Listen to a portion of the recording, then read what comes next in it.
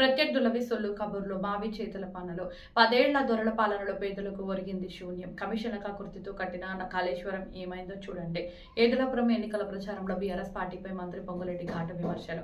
Edulapuram municipality ఎన్నికలు రాగానే ప్రత్యర్థులు మీ ముందుకు వచ్చి సొల్లు కబుర్లు చెబుతారు, మాయమాటలతో మభ్యపెట్టే ప్రయత్నం చేస్తారు. కానీ 10 ఏళ్లు అధికారంలో ఉండి పేదవాడికి ఒక ఇల్లు కూడా ఇవ్వని వారు ఇప్పుడు ఏ మొహం పెట్టుకుని ఓట్లు అడుగుతారు అని తెలంగాణ రెవెన్యూ, గృహ నిర్మాణం, సమాచార శాఖల మంత్రి పొంగులేటి శ్రీనివాసరెడ్డి బీఆర్ఎస్ పార్టీపై నిప్పులు చెరిగారు.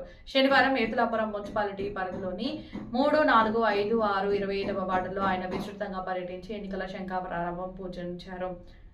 అకౌంట్లో నింపుకోవడమే గత పాలకుల ధ్యేయం. ప్రచార సభల్లో మంత్రి పొంగులేటి 10 ఏళ్ల బీఆర్ఎస్ పాలనపై తీవ్ర స్థాయిలో ధ్వజమెత్తారు. గత దొరల పాలనలో పేదలు అనేక ఇబ్బందులు పడ్డారు. ఆనాటి పాలకులు తమ అకౌంట్లో నింపుకోవాలని చూశారే తప్ప సామాన్యుల సంక్షేమానికి గాలి కొదిలేశారు. లక్షల కోట్ల ప్రజాధనాన్ని గుమ్మరించి కేవలం కమిషన్ల కోసం కట్టిన కాళేశ్వరం ప్రాజెక్టు నేడు కళ్ల ముందే కూలిపోతుంది. ఇది వారి అవినీతికి నిదర్శనం కాదా అని ప్రశ్నించారు.